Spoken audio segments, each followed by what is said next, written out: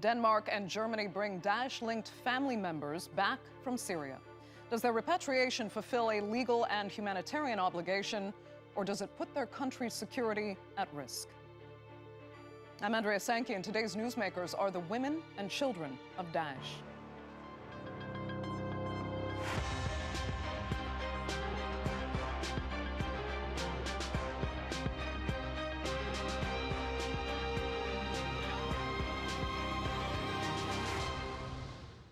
Daesh is one of the world's most horrific terror groups. They've killed and tortured thousands of innocent civilians, but should their family members pay a price for their brutality? Though not driven out of existence in Syria, their so-called caliphate was defeated in 2019, leaving many of the wives and children of Daesh fighters stranded in refugee detention camps. But finally, there's been progress for some. Germany and Denmark have repatriated 11 women and 37 children from those camps, where they'd been held for their links to Daesh. But those numbers are just a drop in the ocean. The Al-Hol and Raj camps in northeast Syria hold more than 64,000 people, mostly women and children, in often deplorable conditions. In September, the UN Syria Inquiry Chair, Paulo Sergio Pinheiro, criticized authorities in several countries for refusing to repatriate children. Most foreign children remain deprived of their liberty, since their home countries refuse to repatriate them. We have the impression the most ratified convention in the world, the Convention on the Rights of the Child, is completely forgotten, and democratic states that are supposed to abide to this convention, they neglect the obligations of this convention in what is happening in Al-Hol and other camps and prison places.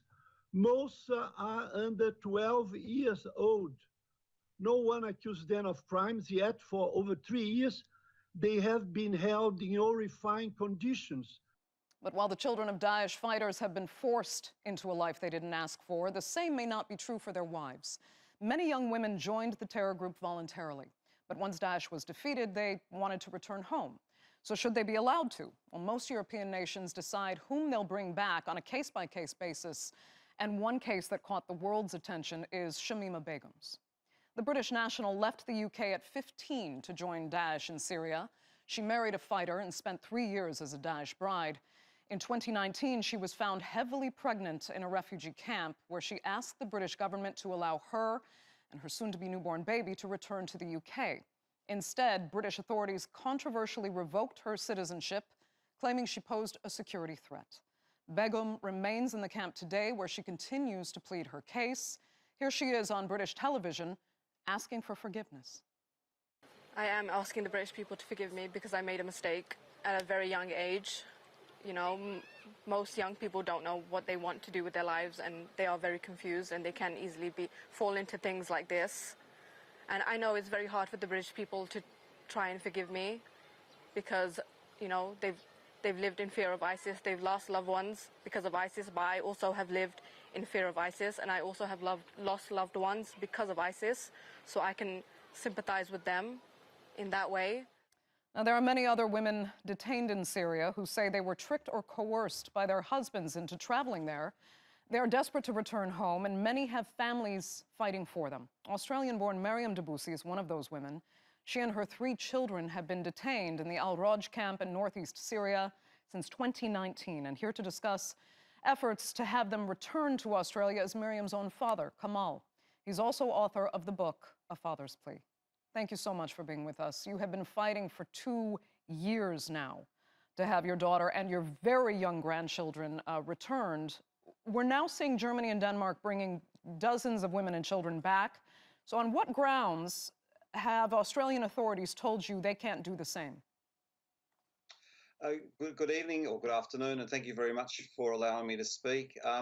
Look, I've been negotiating publicly for 2 years. It's actually been a 7-year struggle, actually, in total. But the current government position, they claim, is that it's too dangerous to send Australian personnel into northeast Syria.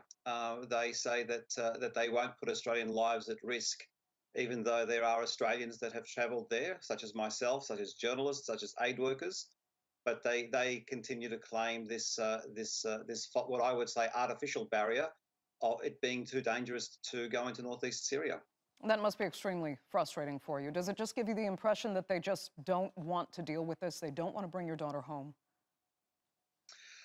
The impression that I get is that there's no current political will. There is an acceptance that they are sooner or later going to have to come home, and they are sooner or later going to have to act. So it's just this political expediency of just kicking the can down the road. Right. And yes, it's very frustrating. And as it drags on, what worries you about what could be happening psychologically and otherwise to your daughter and to your grandchildren as they sit in this camp where conditions are almost always described as deplorable? Well, the conditions are deplorable. We do refer to them as detention centres. The United Nations has said that the treatment in the camps do meet the threshold of torture and degrading treatment. So the conditions are abysmal. The damages or the threats to the women and the children are daily. They're threats to their health, the lack of health care, the lack of sanitation, the lack of proper food. They're being robbed of their education, of their future in those children. The women there are a threat to extremist violence. They're a threat to coronavirus. Their threat of being abused by some of the guards that hold them. So there are daily threats that are faced to them, both physically and, of course, emotionally, psychologically. They're being scarred every single day. My granddaughter now reports suicidal and self-harm threats, and I've actually been trying to link up my daughter here with some psychologist support to be able to deal with those issues that my granddaughter is facing. Right. So what do you want the government to really understand about the consequences of that inaction? We've been saying eventually they will have to do something. So what are they at risk of returning to Australia if they don't do this sooner rather than later? Because the damage can be severe, and the state will ultimately have some responsibility for that. Look, absolutely. The state will have to provide intervention services. It's going to have to provide that family support, psychological support. Of course, me as a family, as a father, I'm going to be providing a lot of that heavy lifting as well. Right. But to put it in layman's terms, my grandchildren are 7, 5, and 3. Would you prefer my grandchildren return to Australia at these ages, or when they are 17, 15, and 13, or 27, where they've been in this environment so long, and they are growing up knowing that their country, their origin country, doesn't want them? This is only going to create further problems down the road, and unknown problems down the road. It's certainly in their interests to create a quick and orderly departure, and a controlled one at that. It would serve all people's purpose in that exercise. Right. You say you believe your daughter was coerced into going to Syria by her then husband. To what extent do you believe these women, like your daughter, are really under the control or just completely at the mercy of the men that they've married or that have brought them there? That this really isn't of their own accord? My daughter's situation has been quite publicly known for some time in the public record. She was coerced. She was actually taken at gunpoint. I would say she was kidnapped into going. There are currently 20 women, Australian women, that are there, and there are probably 20 stories that are there. But by all means, I would ascertain that most, if not all, the women were trafficked or tricked into going, and they're at risk of being re-trafficked if they're not moved soon. One of the risks is, of course, the situation break down further, and they find themselves on the wrong side of the border, and the rest is history. So I'm not suggesting that we're asking for a free ride for the women. I would suggest the Australian government has an obligation to investigate, exonerate, or prosecute the women. That's its obligation towards the Australian public, and we recognise that, and the women themselves recognise that. But this continuation of torturous and degrading treatment just cannot continue. It's unfathomable that civilized countries would allow this to continue ad nauseum. Right. Do you agree with these cases being judged, as many European countries do, on a case-by-case basis, rather than having kind of a blanket policy to address the entire issue? Well, the danger as presented on a case-by-case policy, and we're actually starting to see some evidence of that, particularly in the European situation, where they are starting to return women that they know they can prosecute. But the danger, of course, is that we're taking back women that we know have a case to answer for, but the women that are then innocent, that actually were truly tricked and trafficked, are the ones that remain. They're the ones that we're not going to bring back because technically we don't have evidence against them, but you don't have evidence because there's no evidence of wrongdoing. Therefore, one has to assume they didn't do anything wrong, but they're the ones that are going to be languishing. So if you have this case-by-case basis, you have this absolute denial of a basic human right of innocent till proven guilty. And we're bringing back the ones that are guilty first of something and leaving the ones that are truly innocent in the camp. So I do believe there needs to be a mass repatriation, and they need to be dealt with by the laws of their origin country. And they do need to be dealt with. We're not asking for a free pass. Kamalle Dabboussy, really a pleasure to speak to you. Thank you so much for joining us on the Newsmakers. We appreciate it. Thank you. Let's widen this discussion. And joining me now from Melbourne, Australia, is Greg Barton, a professor of global Islamic politics at Deakin University and the acting director of the Centre for Islam and the Modern World. In London, we have Imam and broadcaster Ajmal Masroor. And also in the British capital is Hannah Baldock, a research fellow at the Centre for Radicalization and Terrorism at the Henry Jackson Society. Thanks all so much for being with us. Greg, let me start with you because I want to ask what you personally make of Mariam Dabboussy and her children's case. Should they be returned to Australia? I think there's a very clear case for returning them, particularly for the sake of the children. We really don't know the culpability of Mariam. But one thing is clear, Australia has the capacity to see that she faces justice, and importantly, that she's no harm to anyone if she is brought back. I think if she remains in Syria, the kids are in danger. They could be radicalized. Whatever happens to Mariam, she could also be involved in radicalization in the future. It's much safer to bring her home, and I think the checks and balances are in place to do that. Do you think the Australian government, though, understands that argument you've just made, that they put themselves at greater risk by allowing these children in particular to fester in that camp and be potentially radicalized? Yeah, I think it is very well understood. Our domestic security agency, ASIO, has written a report for a parliamentary committee stating this. It went to the trouble of issuing a declassified report so the public could read it. It made the case very strongly that it was much safer on balance to bring people like this back to Australia to face justice and hopefully to be rehabilitated, but certainly to be kept under control. And other agencies have made similar reports. Most intelligence analysts and people working in the field say, yes, on balance, the risks are better if you bring people back home. If the case is clear, then, is there any idea on a timescale as to when they might be returned?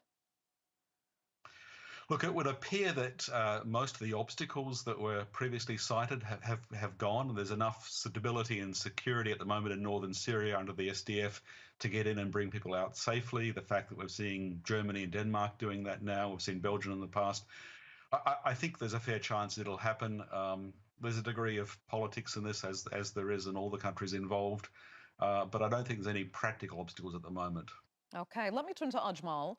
I actually need to ask you about Shamima Begum's case because the complication, the added layer of complication there is the fact that the UK government has effectively left her stateless. And here she is now looking ever more, I have to say, like the typical kind of UK teen or young woman begging again, you know, to come home. Can the UK really continue to stick by their decision to leave her stateless and leave her sitting in a camp in Syria?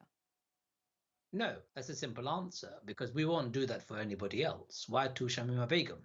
We've got cases upon cases of people who have done lots of other really crazy, wacky, and things that are outright criminal in other parts of the world who are British citizens. Even if they have served sentences in their respective countries, they've always found their ways and repatriated to the UK, or even brought to the UK, and they've faced justice. I believe Shamima Begum should face the same. She is a British citizen. The idea that she's Bangladeshi, that's absolutely a red herring. That's really silly. I come from the same ethnic background, Bangladeshi. It makes me feel as if I'm a second-class citizen in my own country. My British government can, anytime they want, strip my citizenship and throw me back in a den where I'll be stateless too, because somehow I have an ethnic background that makes me and puts me in a disadvantageous position. Shamima Begum's case is very simple. She went over there. Her motive intention should be judged by court in our country. She should be brought here, face justice, and then we should deal with not only her, but all other British citizens that are languishing in various Syrian camp. I think Mr. Daboussy's point was very, very powerful.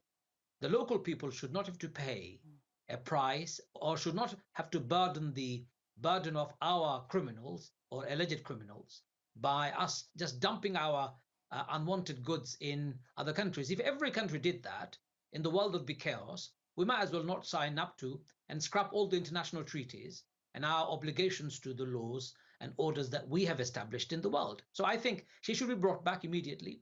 She should be tried in court, and she should be repatriated to this country. If she serves a prison sentence, that's fine. Okay. But leaving her in Syria is very dangerous. Hannah, does that sound like a rational argument to you?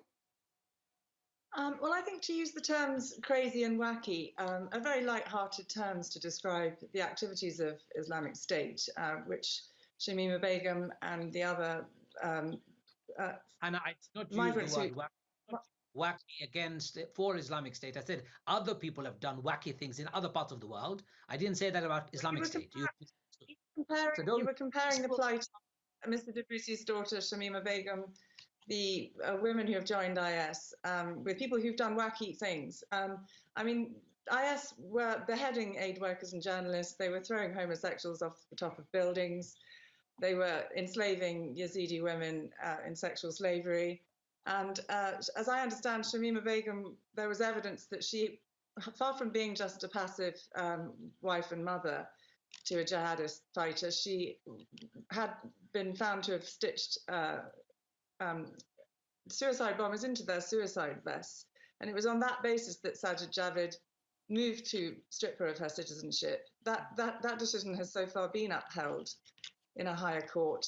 It's subject to continuing appeals. But I think our position is just that obviously you have to balance the human rights of defectors to the Islamic Caliphate with those of citizens in their home countries. But the Home Secretary in the UK, we believe, has a duty to protect the safety and security of the British people above all. Family members of IS fighters have posed and could continue to pose a significant threat to the public.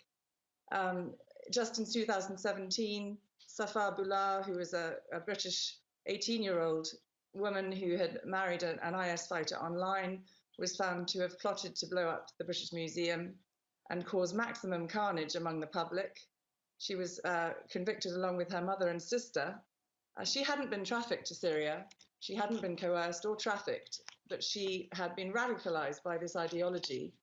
And despite ISIS having been defeated territorially, this ideology is very much alive. Okay, and poses Hannah, a very but I need you to if you can, just address the angle that was raised about actually just leaving them to fester in these camps in another country, making it someone else's responsibility to watch over your dangerous citizens. Whether you like them or not, they are British. So what is the argument against bringing them back, trying them in British courts, and locking them up forever if they are a danger to society? Yeah. Well, it's been found that only 10% of returnees from ISIS have been convicted. They can only be tried for the crime of traveling to join a foreign terror group. That carries a sentence of around 3 to 4 years. They would likely serve only half. I agree it's a far from ideal situation to have the Syrian Democratic Forces looking after European citizens on a long-term basis, and the British government needs to do more to help the Kurdish and Iraqi authorities to bring IS foreign fighters to justice. It needs to, I would say that it would also be very much wise to work on de-radicalization programs. Okay. And educational programs for the children that are held there as well. Ajmal, quickly go ahead. I can see you shaking your head. Quick response. How do we get it through our government and people from Henry Jackson Society and others? A very simple fact. De-radicalization program does not work. Hasn't worked. Government has failed in convincing most of the radicals to change their ways. It's been written about. Professors, academics have written about it. Politicians are debating about it. And yet we still hear about the radicalization program. That is not the discussion today. The discussion is very simple. Can a state make a citizen stateless? No, it can't. Can we leave our dangerous criminals or alleged criminals to become somebody else's burden? We can't. We bring them here. We try them here. We lock them up forever. Now, Hannah said our law doesn't cover them enough. In other words, we can't prosecute them because there is no evidence. Well, you cannot prosecute anybody without evidence. So there is something fundamentally wrong. Either we're making the allegations that are false or we're making the allegations that are correct. And if we are making allegations that are correct, they should be able to withstand in a court of law. And if we are saying we don't have evidence, should we just leave people who we have not proven to be guilty, but we think they're guilty, to languish in a place where they could become future sergeants of IS and Daesh? By the way, Hannah, I think you should know there is a big difference between talking and living it. I live with two death threats, one from Daesh and one from the Somali pirates. And I had to leave home and leave country to be safe. I still stand by my position of principle, and that is no human being should ever be stateless. They should be tried in court, and if they're British citizens, they should be here in Britain, and if they're found guilty, lock them up. Just don't leave them in Syria. It's not Syrian or Kurdish people's problem. Time is against us. I want to bring Greg back into the conversation and address what has become a very important issue at this point, because talking about the Germany and Denmark repatriating their citizens, they did so on a case-by-case basis. There are dozens more they need to look at, but right now they've chosen about a dozen women and 37 or so children to bring home. Is that fair? Deciding whom to repatriate on an individual basis, does it work, or should there be a blanket policy that's more easily applied? Look, there are certainly practical problems to be faced. There has to be a security risk assessment done with individual cases before putting them on a flight, bringing them anywhere. It has to be done quickly, though. The sooner it's done, the better, because there's a risk of these people leaving the camps at some stage, being further radicalised, their children being radicalised. So we don't have all the time in the world. But we must admit also it's a difficult problem. Australia is has the luxury of having changed laws in October 2014, so that if you're in a city like Raqqa under IS control, there's clear charges that can be brought against somebody in that situation. The burden of proof swings against them. But it is difficult to get evidence from a conflict zone. So I appreciate there are practical challenges. And I do agree that there needs to be care taken on a case-by-case basis, but we should prioritise doing this quickly for everyone's sake. Understood. Hannah, let me ask you this. Children, are human beings at their most vulnerable.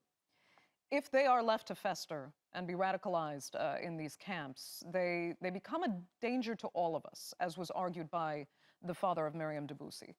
Do you not agree with that being a risk for the UK? I do agree that, of course, children are innocent, and but they have already been exposed, no doubt, to violent IS propaganda material. They've been brought up in a worldview which regards the West as the enemy at best. So it will need a lot of significant and expensive work from educators and psychologists and counter-extremism practitioners to reintegrate them if they were to return. I think that work is best done when they are still together with their mothers. I think Mr. Dabboussy was not keen at all for his grandchildren to be separated from their mother. And I think until it can be established, we should not be aiding and abetting people who have gone to Syria and been a party to terrible crimes against the Syrian and Iraqi people. We should not be helping them to escape from the scenes of their crimes. Sure, until but then what are you suggesting? That the UK has to immediately send therapists, counselors to these children? Because maybe that's a solution, but it's not being done, and time is being lost, and these children are losing their lives, and they are more and more at risk every day. I agree that I think there are programs. I think even Shamima Begum has been involved in a program with a Kurdish filmmaker, for example, to try and humanize find common ground with each other. They've all suffered, no doubt. The children and the mothers who are still in those camps have suffered severe trauma themselves by this juncture. But I do think that work should be done whilst keeping the public of the European countries that they travelled from as safe as possible. Okay. And that can't. Ajmal, quick final words. I think we need to keep the world safe. One of the reasons why the world is in turmoil is because in Europe and especially in the Western countries, our foreign policies are unethical. They're rotten. We bomb and invade countries without even thinking about it. Had Iraq not been invaded, had we done something about Syria, had we not destroyed Afghanistan for the last 20 years and wasted all that money and then returned Afghanistan to Taliban, we'd see a different world. So hypocrisy of some of our conversation is just staggering. Let's be consistent. Bring our criminals and let them face the music, let them face the law. And if they're guilty, put them up and lock them up forever. But don't leave them to languish and fester in awful conditions and become an enemy for us and the world. Okay. Ajmal, you will have the last word. I'd like to thank all three of you, Greg Barton and Hannah Baldock as well, for joining us on the Newsmakers. Fascinating discussion as always.